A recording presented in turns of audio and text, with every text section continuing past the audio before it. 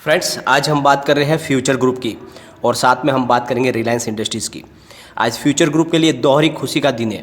एक तरफ तो डील के ऊपर से जो रोक थी उसको हटा लिया गया है, यानी डील अब आगे बढ़ पाएगी। और साथ में सबसे बड़ी बात, सर्किट लिमिट बढ़ चुकी है, यानी बहुत सारे शेयर यानी लगभग सारे शेयरों में 10% की सर्किट लग गई है और इस वजह से आज सभी शेयरों में लगभग 10% की तेज़ी बन चुकी है। तो बहुत गिरावट जो हो चुकी थी उसके सामने अगर 10% का सर्किट 2-3 दिन अगर लग जाए तो बहुत ज़्यादा रिकवरी हो सके। तो एक बराबर समय पे के ऊपर ही इसकी सर्किट चेंज हुई है और इस वजह से आज बहुत ही तेज़ी का माहौल बन चुका है फ्यूचर ग्रुप के शेयरों में। और साथ में रिलायंस इंडस्ट्रीज़ में भी बहुत अच्छी आज तेज़ी देखने को मिल रही है और लग रहा है कि अब ये बहुत जल्दी 2000 के पार फिर से हो जाएगा स्टॉक। तो दोनों स्टॉक को हम आराम से डिस्कस करेंगे और जानने की कोशिश करेंगे कि आगे क्या भविष्य बनने वाला है।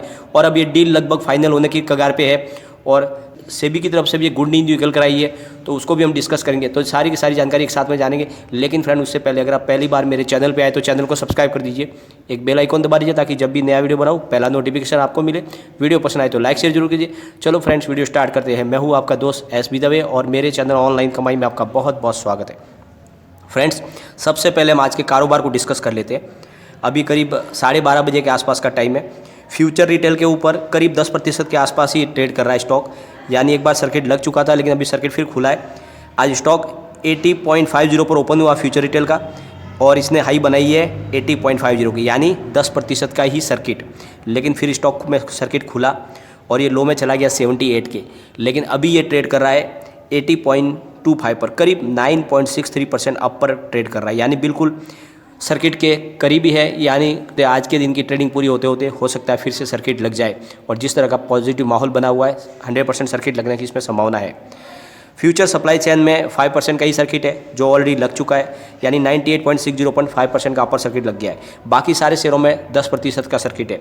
तो फ्यूचर लाइफ स्टाइल के अंदर 91.10 पर 10% का सर्किट लग चुका है, स्टॉक लॉक हो चुका है और तेज़ी बन चुकी है शानदार।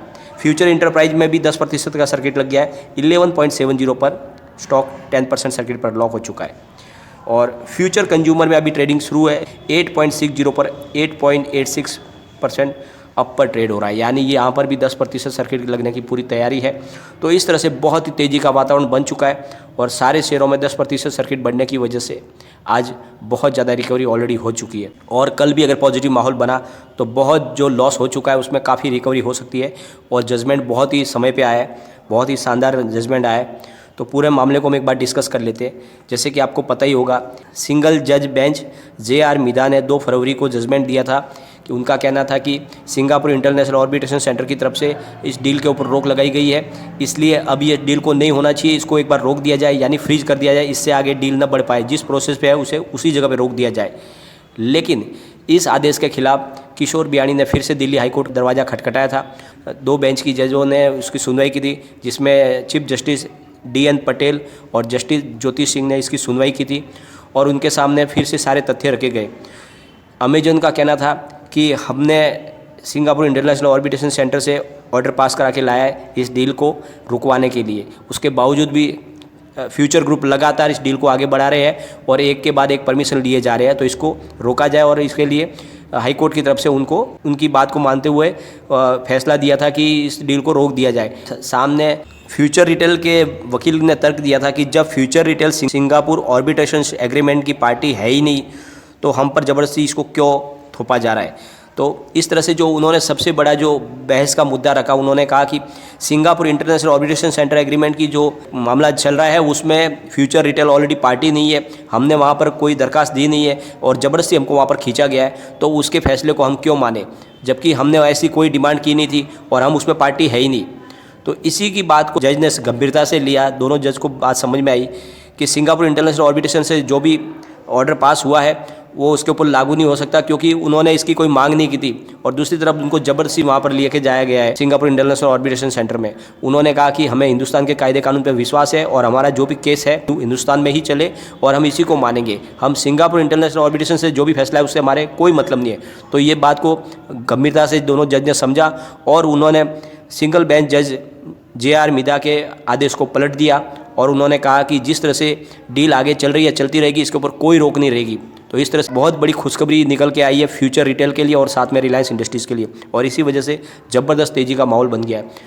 और इसमें एक फैसले के साथ में एक और इसमें से जो मेन मुद्दे की बात निकल कर आई वो ये है कि सेबी ने एक कंडीशन रखी थी, जब परमिशन दी थी सेबी ने तब एक कंडीशन रखी थी कि हमारा जो भी अप्रूवल है वो सिर्फ कोर्ट के आदेश के ऊपर आधारित है। अगर कोर्ट ने कुछ इसके ऊपर रोक लगा दी तो फिर हमारा ये जो अप्रूवल है उसको नहीं माना जाए। तो इस तरह से एक बड़ी मुसीबत हो गई थी कि जो ऑलरेडी अप्रूवल मिल चुका था वो कोर्ट के आदेश की वजह से उसके ऊपर भी तलवार लटक रही थी। लेकिन अब जब दिल्ली हाई कोर्ट की 2 जजों की बेंच ने जब फैसला दे दिया है कि डील आगे चलती रहेगी तो सेबी का अप्रूवल भी अब मान्य हो गया है। तो ये बहुत बड़ी खुशखबरी है क्योंकि अब सेबी की तरफ से इसमें कोई भी रुकावट नहीं होगी। तो इस तरह से डील अब आगे बढ़ सकती है पूरी, और लगभग डील 90% फाइनल हो चुकी है, अब थोड़ी सी बाकी है। और जिस तरह से अब जजमेंट आ चुका है दिल्ली हाई कोर्ट का, तो इस जजमेंट के दौरान ही अब जब फिर से कुछ नई अड़ंगे लगाएगा अमेजन, उसके पहले ही मेरे हिसाब से डील अब फाइनल हो जाएगी, क्योंकि पूरी तरह से अब लगभग एंडिंग के ऊपर आ चुकी है। सारी फॉर्मेलिटी, लीगल फॉर्मेलिटी लगभग कंप्लीट हो चुकी है।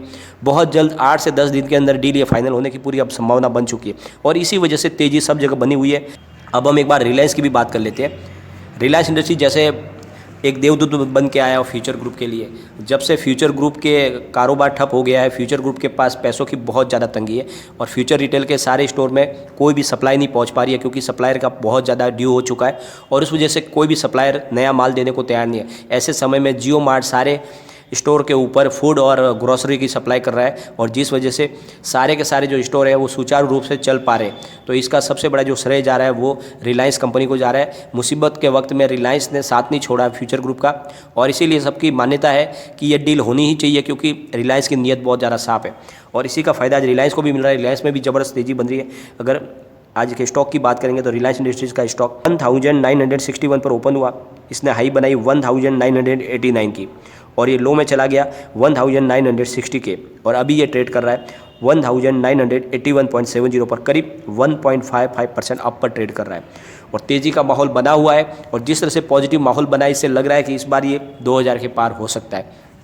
काफ़ी समय से नीचे गिरावट में था, पर तेज़ी अब बनेगी, क्योंकि ये डील अब फाइनल होने की तैयारी पे है। तो इसको एक बार इसके रिलायंस के पीवट को देखेंगे हम।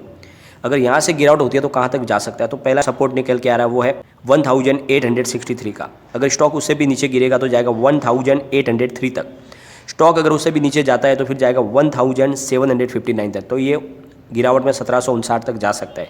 अगर तेज़ी बनेगी तो कहाँ तक जा सकता है, तो पहला जो उसका टारगेट है 1967 का है, जो ऑलरेडी आज पार हो चुका है।